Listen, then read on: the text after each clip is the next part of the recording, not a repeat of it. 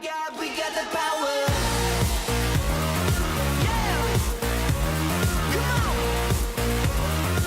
What is up, everyone? My name is Jack Southall, back again with another video, and today I'm here with my WWE Royal Rumble 2019 review. Yeah, I know it's like 10 million years late, but hey, you know, better late than never, I guess. Because, I don't know, it feels like when it comes to reviewing pay-per-views now, it's just maybe not as fun as it once was.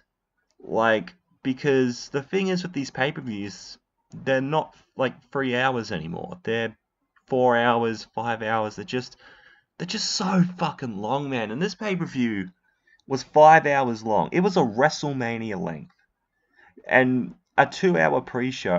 I'm sorry, but a Royal Rumble does not have to be 5 fucking hours long. Like, I get it. The Royal Rumble matches are really long. They usually take about an hour.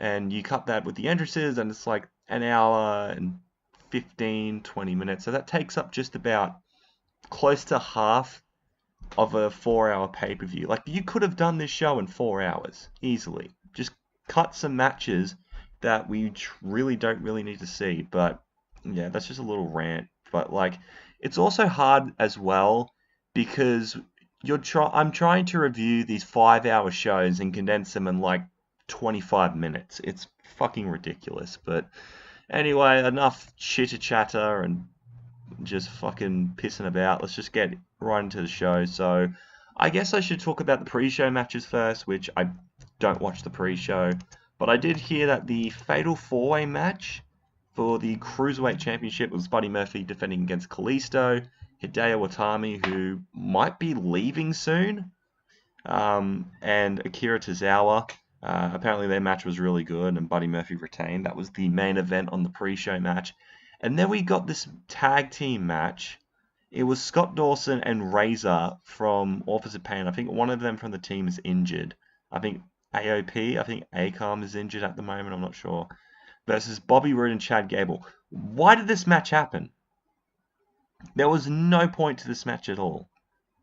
Like, why Scott Dawson and Rezar were together, I don't know. Like, apparently here, had Dawson and Rezar won, both the Revival and AOP would receive a Raw Tag Team Championship match. Which, I guess that does make sense, but honestly, you could have had this match on Raw. You honestly could have had this match on Raw, and could have condensed the pre-show time, honestly. And then the other match that was on the show was Rusev versus Shinsuke Nakamura for the US title. Nakamura beat Rusev. And apparently, on SmackDown, Rusev turned heel. And because R-Truth is now the United States champion, which I don't have that much of a problem with, because R-Truth, he's been with the WWE now for like, what, over 10 years? After he re-signed in 2008, and now he's finally getting the US title, which I'm glad for. I mean, the ending of that match on SmackDown was really weird. The way how it all ended, because he pinned Nakamura, but it didn't look like he kicked out at 3, and then they fought at the end. It was, I think they were trying to go for that controversial ending, but it was just fucking stupid. And then Rusev and Nakamura are now apparently a team. Just why? Just why? But yeah, that was the pre-show. Yeah, it was a fucking pre-show.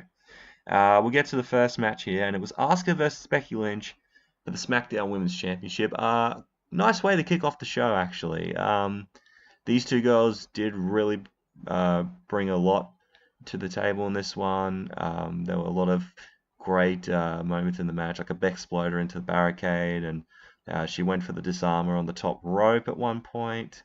And Asuka goes looking an armbar, but she tries to reverse, but gets caught in the Asuka lock. There was a package slam on the outside and a sliding kick, and they exchanged strikes at one point. Becky even hit a Beck exploder off the top rope, which was really nice, but Asuka kicks out, and Becky goes for a leg drop, but then both girls counter into their opponent's finisher, which I thought was cool. But how it all ended though was Asuka locked in the Asuka lock on Becky, and Becky tapped out, which was surprising. But it was a really good way to open up the show. I thought Asuka and Becky, and it was a pretty, I had a lot of time out there as well. It was like 17 minutes or something like that. But yeah, Asuka looks strong going into WrestleMania and into the future as women's champion. And I guess you could say, Becky Lynch may have tapped out, but she still had a great match with Asuka, and I don't think it hurt her momentum too much because she's still just as fucking over as anything, and as we'll get to later on in the show. Afterwards, we get the SmackDown Tag Team title match between The Bar and The Miz and Shane McMahon, the co-besties. After Shane McMahon has won the Best in the World tournament crown jewel, The Miz is like, oh, we should be buddies and we should team up to be the tag champions, and the whole storyline about how The Miz just wants to make his dad proud and all that stuff. And I thought the match was decent. Shane and Miz ended up winning the SmackDown Tag Team titles. I think Shane went for the coast to coast, but on both members of the Bar, but gets caught by Cesaro in the giant swing, which I thought was a great spot in the match. And so Cesaro gets hit with the skull crushing finale. Shane hits a shooting star press and ends up nailing the fuck out of it, which I thought was great. And yeah, that's how they won the title. And that was a great shot with the Miz's dad in the front row and holding up the tag titles. I thought was a really nice moment. Yeah, it's weird seeing the Miz and Shane McMahon as a team. Like, of all teams you'd expect, you wouldn't think the fucking Miz and Shane McMahon. But this could lead to something interesting down the road at maybe a potential WrestleMania match for the Miz and Shane McMahon, and maybe Shane turns heel, which would, I think, make more sense in a way. And maybe the Miz's dad was like, I've always loved Shane, but I've never loved you, and all that stuff, if they want to go down that route. But yeah, nothing to complain about with that match. It was okay at best. I mean, not a spectacular tag team match, but it was okay with a nice ending.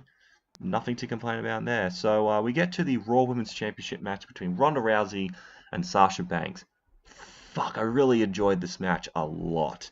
I think I like this match more than the SmackDown Women's title match, actually. Ronda and Sasha really went at it. So Ronda goes for the Three Amigos, but then Sasha reverses out of it, and she misses. She goes to punch Sasha, but she ends up hitting the LED ring post and quote unquote breaks it.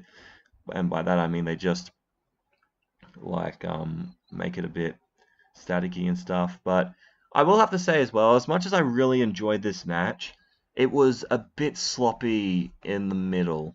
Like, a bit sloppy in places where how I would do the match. But like most of the time, as I was talking to Billy about it, and he was saying something about how they kind of added to the match. And I guess you could kind of say that, but I don't know, it was a bit messy in some places, but it didn't really take away that much from the match because the second half was really fucking good. So Sasha hits an outside dive, then Ronda catches her and locks her in an armbar outside, which was great. And she even hits a standing Shining Wizard but kicks out. Ronda hits a spinning fireman slam, but then Sasha reverses it into the bank statement. And what I love as well, she uses her ring gear, like the tassels she wears on her arms, and wraps it around Ronda's mouth, and I think she even stepped on her arms, and she even stepped on her hand at one point. It kind of reminded me of a match at Bayley at NXT Takeover, and then Ronda gets out of it with a power bomb, which is great. Ronda hits the spinning fireman's carry, 1, 2, 3, and retains the championship. It's weird actually seeing Ronda Rousey win by like a normal pinfall instead of like a submission hold like she usually does by just trying to break someone's arm. But I actually thought this match was great, as sloppy as it was in the middle portion of it, like the first and especially like the second half of the match, I thought was just excellent. Sasha looked great going out of it as well. I didn't feel like Ronda made her look stupid or anything like that. She definitely held her own against her, and yeah, I don't really understand why so many people hate Ronda Rousey and why she gets so much hate, because she hasn't really put on a really bad match on a pay-per-view. All of her matches on pay-per-views have been pretty fucking good. And when she has a really good match, they're pretty awesome. So I think it may be because Becky Lynch is so goddamn over, and she is obviously trying to gun for Ronda Rousey, and so she's basically just had enough of the fans. I'm talking about Ronda at this point, because they did something on the latest episode of Raw where she goes after the Riot Squad and she says, oh, you fans want to boo me and stuff like that. So it's nice that they're acknowledging the fact that the fans are adamant about Ronda Rousey, and I feel like they should turn her heel. Like, of all the heel turns that are happening in WWE right now, the one that makes the most sense is with Ronda Rousey, with the way the fans have been treating her at the moment. So we then get to the 30 women Royal Rumble match, and we kick things off with Lacey Evans and Natalya. And Lacey cuts a promo saying that she's going to clean up the division and whatever. And Mandy Rose enters at number 3, and Natty locks in the double sharpshooter that we've seen 10 bazillion times. Poor Liv Morgan comes in at number 4 and gets instantly thrown out by Natty. Mickie James comes out at number 5 and tries to hit the mid kick on Mandy, but like completely misses. Number 6 was Amber Moon, and number 7 was Billie Kay, but then she stays outside for a little bit until number 8 comes out, which is Nikki Cross, who's been brought up on the roster now, and pushes Billie into the barricade and dives onto everyone in the ring. Number 9 was Peyton Royce, and I think she helps out Billie Kay and puts her back in the ring. Number 10 was Tamina, then Mickie James got eliminated. Number 11 was Xia Li. I hope I'm pronouncing her name right. She was from the Mae Young Classic last year, which I was very happy for. She was great in the Mae Young Classic. Number 12, Sarah Logan, and then the Iconics throw out Nikki Cross, which was surprising. Number 13 was Charlotte Flair, and the Iconics get eliminated by Lacey Evans. And I have to bring this up as well now that I brought that. If you guys haven't seen the promo that Billy and Peyton cut with Kathy Kelly backstage after the match, it's fucking fantastic. Like, yeah, everyone's corpsing of Billie Kay's reaction. It was really funny. Number 14 was Kairi Sane, which making a return from last year's Rumble. Tamina gets eliminated by Charlotte, and then Kairi just forearms Charlotte's boobs for some reason, and then her and Natalya eliminate Sarah Logan. Number 15 was Maria Kanellis, and then number 16 was Naomi, who kicks Mandy in the head and eliminates her because they've been having a feud on SmackDown, so that makes sense, because Mandy wants to get with Jimmy Uso, something like that. And Mandy then powerbombs her into the barricade. She walks the barricade and jumps on the steps, just only to get eliminated by Mandy, which is great. So, are they trying to make her the female Kofi Kingston in these Women Royal Rumble matches? Which, you know, like, I guess that's fair.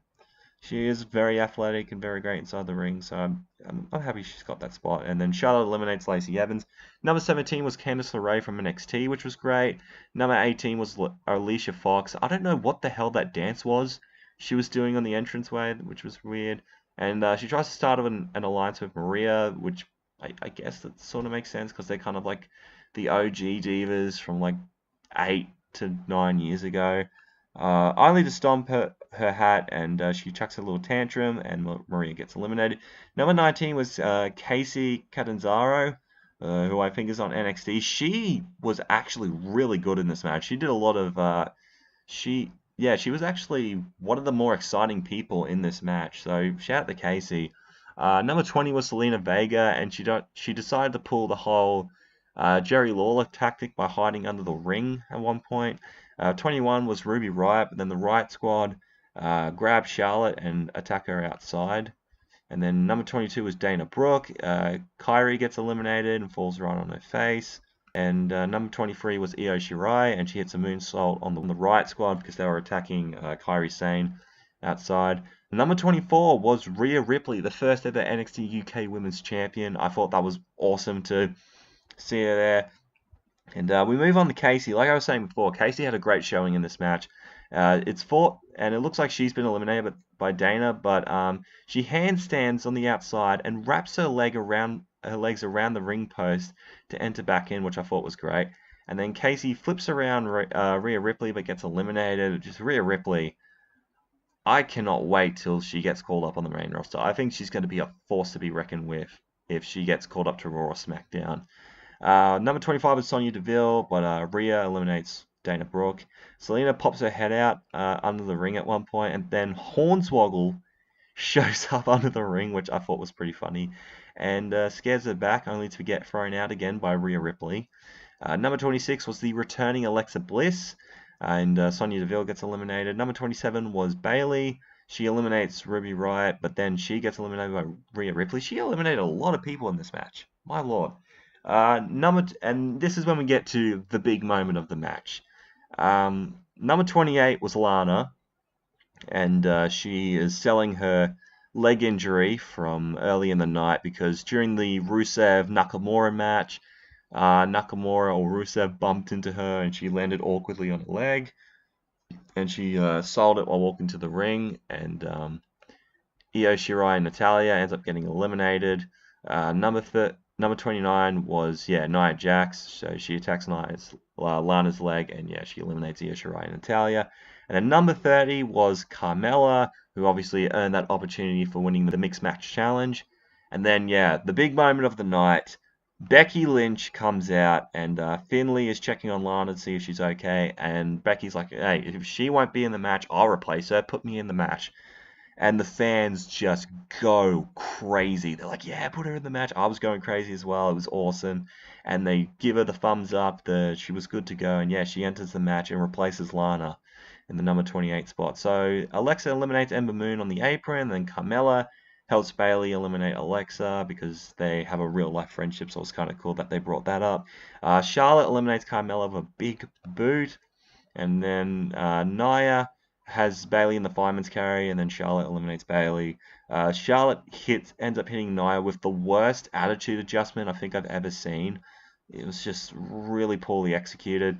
Charlotte then throws Nia over the top rope, but Becky pulls her legs off the apron, which is a nice bit of payback after Nia Jax pretty much clocked her in the face. And then Nia then pushes Becky off the steps. But she hasn't been eliminated yet. So Charlotte aims for Becky's bad leg, which is she's been playing up on Raw and SmackDown as of recently. But Charlotte then gets eliminated by Becky to win the Rumble. I'm very happy they ended with that.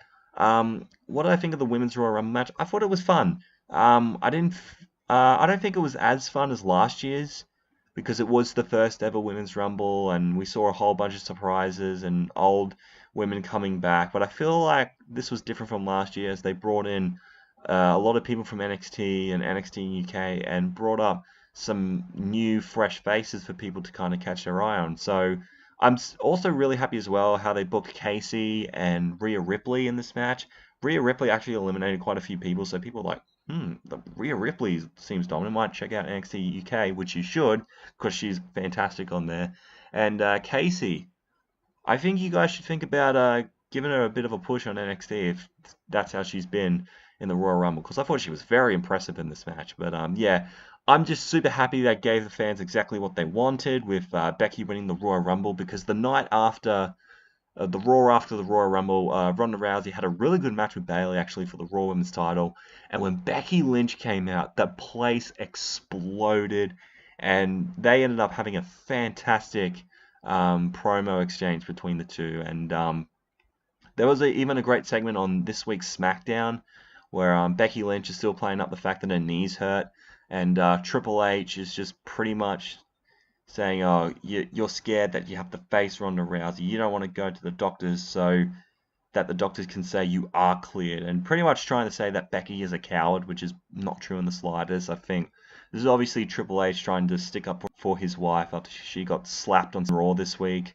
So Triple H gets slapped as well, which I thought was great. Just Becky Lynch has this don't give a fuck attitude. She is the most over thing in wrestling right now, and as someone who's been a big supporter of Becky Lynch since she's come into the WWE, especially on the main roster, if you watch any of my early 2016 reviews, I just drool over her. It's fucking weird. But I'm just so happy she's become the biggest thing in all of wrestling right now. I think it's fucking awesome. And I do genuinely hope that her and Ronda Rousey main event WrestleMania this year, because the build up for this feud has just been, so far, it's just been fucking great. And if this is what we're getting early on, and hopefully we get more of this leading up to WrestleMania, this just has big time match written all over it, and I cannot fucking wait. So so happy that they gave the win to Becky Lynch and actually given the fans what they wanted this time. So no complaints about that. And as for the Women's Royal Rumble match in general, it was a fun match. It was fun. And then we get to the WWE Championship match between Daniel Bryan and AJ Styles. I thought this match was okay. I didn't think it was as good as their TLC match, but it was okay, I guess. I mean, it didn't really feel like that there was much going on. I think the crowd was so drained after that Women's Royal Rumble match and just seeing all the women, pull off, like a lot of the newer women coming up and like shocking people and stuff like that. To see a WWE title match go for almost 25 minutes, it really should not have been 25 minutes.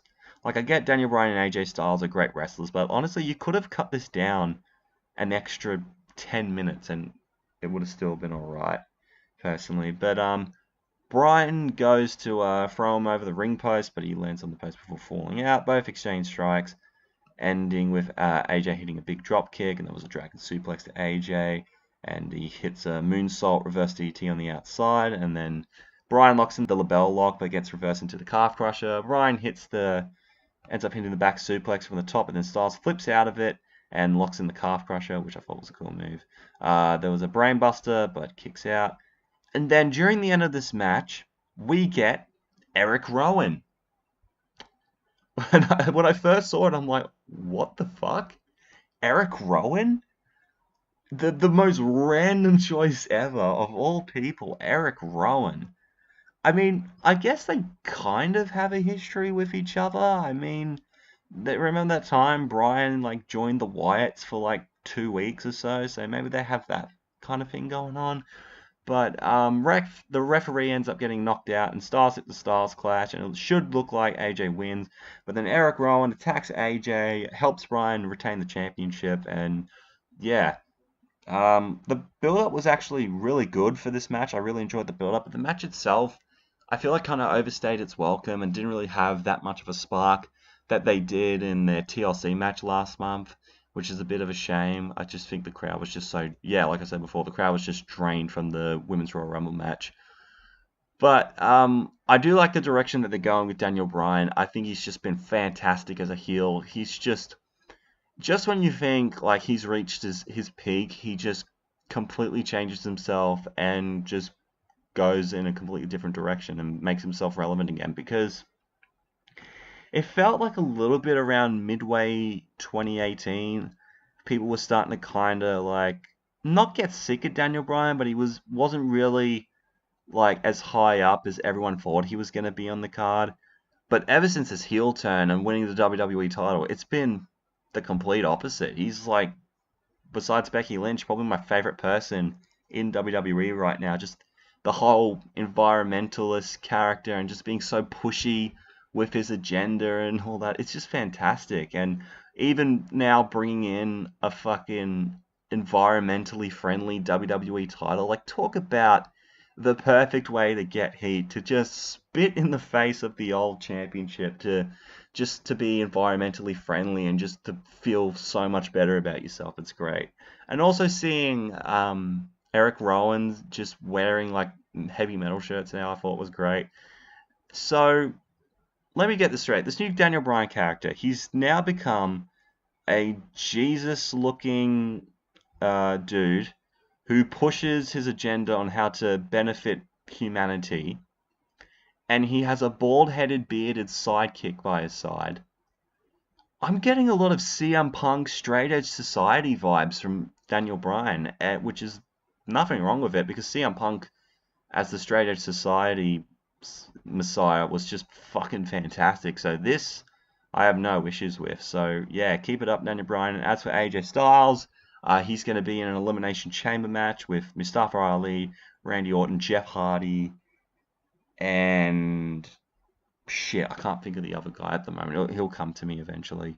But yeah, the match, okay, bit of a letdown, but the ending was intriguing, and yeah, Daniel Bryan is just the fucking best. And then we get to the Universal title match between Brock Lesnar and Finn Balor. I went to watch Deluxe Man's review of this match, his first review, and he gave this match a D+. And I'm like, what? Like, are you out of your mind? Like, don't get me wrong, I love Deluxe Man, and you should definitely subscribe to him, but I'm sorry, this match was not a D+. I think he did up it to a B-. But yeah, I thought this match was great. I thought Bálor looked fantastic in the showing against Brock. Maybe not at the end where he gets hit with an F5 afterwards. I thought that was completely unnecessary. And the commentators built it up as, oh, Brock got startled by how good Finn Balor was, and he's just trying to make a statement and all that. And it was completely unnecessary. Like, fucking hell, Brock Lesnar, you dickhead. But yeah, it was very fast paced, and I think it definitely woke up the crowd a lot more because of just how fast paced these Brock Lesnar matches are. Like Finn Balor just right out of the gate just goes after Brock Lesnar, and he was really strong throughout the beginning of this match. Like he chucks him into the announce table at one point, and but eventually Brock takes control in the middle of the match with some suplexes and clotheslines, and he ends up trying to pick up Balor, but because his injury to, I think it was his ribs or his leg or whatever, he kind of prevents him from doing that. So Balor ends up hitting like 3 outside dives on the outside and the coup de grace. But how it all ends is after he hits the coup de grace and goes for the pinfall, after he kicks out at 2, Brock Lesnar just locks in the Kimura lock and just like really tightly as well. Like he even makes a fucking funny ass face as he's doing it. Balor taps out because he can't withstand the pain anymore, and Lesnar retains. I honestly think just this match was fucking great. I think Finn looked good going into it, maybe not that good going out of it. I just really think Brock attacking Finn Balor afterwards was completely unnecessary. But the match I thought was great. Balor really brought it to Brock Lesnar in this. It feels like when Brock is wrestling these guys that can do more high flying moves like Daniel Bryan and AJ and Finn, he seems to have a lot better, seem to have much better matches than against people like Roman and stuff like that. No disrespect to Roman, but like his match at WrestleMania was not good. But this match was great. No complaints here. Balor was great. Lesnar was great. Everything was great. And then we get to the Royal Rumble match, the men's Royal Rumble match. So I'm gonna really skim through this. I thought the men's Royal Rumble match was really good. I really enjoyed it this year. There was a lot of surprise. There was only really one surprise return, and that was Jeff Jarrett coming out at number 2 at the beginning of this, when before Elias can even speak, which was a nice surprise. And he even performs a duet with Elias, but then Jeff spells his name and gets hit with a guitar by Elias, and he ends up getting eliminated. And they even had a match on SmackDown and turned Elias heel because of it, which is the dumbest thing ever. Elias was so over as a babyface that you just decide to turn him heel only 3 months later. That's so fucking stupid. Like, that's the thing with WWE. You can't get over on your own. You want because Elias and Rusev got over naturally, and WWE's like, nope, you can't do that. Not in this company, mate. We got to take credit for everything because we're the WWE.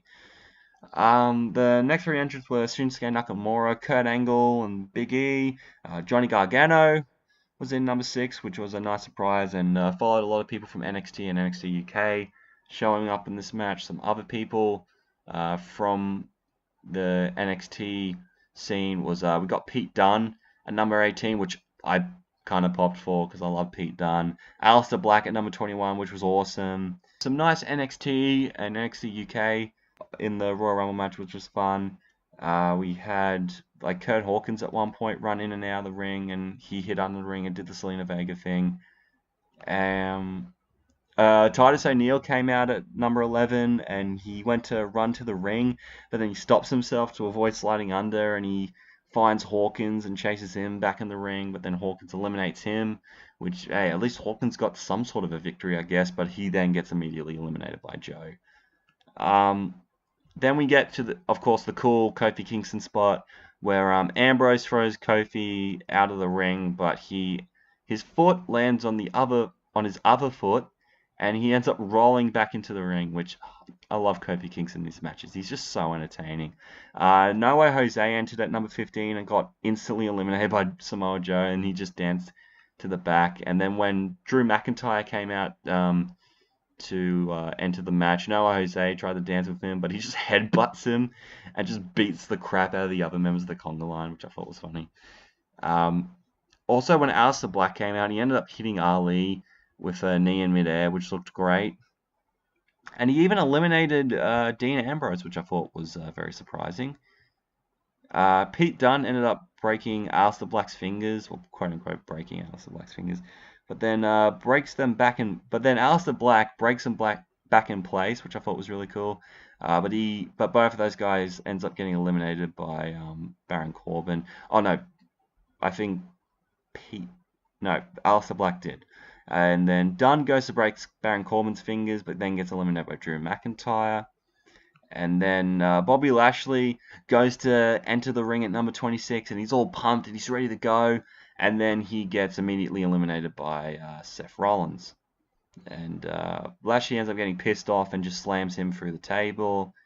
And then number 30 was meant to be R-Truth because, like Carmella, they won the Mixed Match Challenge. And so he's jiving and he's getting all ready to go. He's all happy.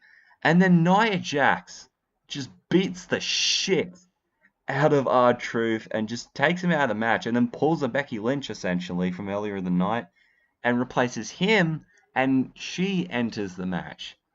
Yeah, a woman entering a men's Royal Rumble. I don't think we've seen that since Karma in 2012. So, yeah, and all the men are like, shit, I don't really want to hit a woman. And Mustafa Ali ends up even getting eliminated by Nia. Just Nia's heel heat was just ridiculous. Like, Mysterio ends up getting caught by Nia, and then, without a doubt, the best moment of the night happens. When she catches Rey Mysterio, she gets super kicked in the fucking face by Dolph Ziggler. She gets a 619 from Rey Mysterio. And then she gets RKO'd by Randy Orton. And obviously, like, everyone else is a bit hesitant. Randy Orton doesn't give a shit. He's RKO'd Stacy Keibler. He's RKO'd the Fabulous Moolah in the past. He doesn't give a fuck. So obviously he hits the RKO on Nia Jax. I mean, he even like RKO'd Stephanie McMahon at one point and kissed her right in front of Triple H. So yeah, that was just fantastic. If anyone deserves a fucking RKO, it's Nia Jax. And she ends up getting eliminated, and we're down to, I think, Orton, Ray, Cien Almas, or just Andrade now, because he's been name-carded for some stupid reason. Dolph Ziggler, Braun Strowman, and Seth were still on the outside selling the attack from Bobby Lashley, I believe. And we get an RKO to Rey Mysterio, and he gets eliminated. And then Andrade Cien Almas, Andrade, he doesn't have Cien Almas anymore. It's just Andrade. Why do they have to cut his name? It's so stupid. And he eliminates Orton, and then Andrade and Dolph Ziggler fight until Braun Strowman clotheslines them. And then Braun Strowman sees Seth getting back up, and now they're the final two, I believe. And yeah, they were. And so Rollins goes to super kick Braun Strowman, but ends up getting chokeslammed. And how it all ends, they both fight on the apron for a bit, and Rollins ends up hitting the fucking curb stomp on the apron, which I'm sure that'd be a fun bump to take, on Braun, and wins the Royal Rumble. And yeah, just like with Becky, I feel like people were very satisfied with Seth winning, because honestly, with Braun and Seth, I feel like people would be fine either way who would have won, but I'm glad that they're going with Seth Rollins, and it looks like, well, it's kind of been confirmed now that he is going to face Brock Lesnar at WrestleMania this year, and hopefully he does end up beating Brock Lesnar. I think he's going to be the guy that finally puts Brock away. You know, because he's held that Universal Championship for close to 2 years now, except for that portion in mid-2018 when he lost it. But besides that, he's held that championship for a long-ass time, and I think Seth needs to be the one that finally just ends this reign with Brock Lesnar and just fucking get him off our television screen, and we can finally see the Universal Championship on Raw on a regular basis, because that would be great, because it was pretty good when Roman Reigns was holding it. You know, it would be honestly just as good to see Seth Rollins as Universal Champion. But if they do this feud with Brock Lesnar, I hope they don't leverage off of Roman Reigns' leukemia, and they don't bring that up constantly as a reason why Seth wants to win. It reminds me of like in 2006 when Rey Mysterio was going to win the world title, and they kept referencing Eddie Guerrero's death as a reason for Rey to win, and it was just really classless and stuff. But hopefully they don't go that route with Seth. But we never know. But Yeah, actually a really good male Royal Rumble. I actually enjoyed that a lot more than the female Rumble this year, although the ending of the female Rumble was great. I thought this match overall was just really fun to watch. I thought it was a really damn good Royal Rumble match. And yeah, that's how we ended the show. Match of the night for me, I'm going to have to go with the Universal title match. I thought Brock Lesnar and Finn Balor really put on a great match, despite how quick it was. And it was ended up being the quickest match on the show, which goes to show you you don't have to be a 25-minute long match in order to have a match of the night. Sometimes a quick match is a good match. Spot of the night. I know this isn't anything like really extreme or crazy, but Nia Jax getting an RKO by Randy Orton was just something we all needed. We all needed to see her getting a fucking RKO in the middle of the ring, so that was great. How I'm gonna rate the show? I'm going to give this show overall a 7 out of 10. It would be higher if the show was a lot shorter, but it was 5 hours long. Like, my God. Like, it was a good pay-per-view, but it wasn't great. I mean, if they cut it down to a 4-hour pay-per-view, I could have said it was a great show. But yeah, this show did not have to be 5 hours at all. It just did not. So, yeah, this is how I'm going to wrap things up here, guys. I hope you guys have enjoyed. If you did, make sure to leave a like, comment down below your opinions on this year's Royal Rumble, and if you want to see more from me, make sure to hit that subscribe button. You'd be glad you did. Twitter and Instagram is at JackAMounLaw31. If you want to check me out there, thank you so much for watching, and I'm out in 3, 2, 1.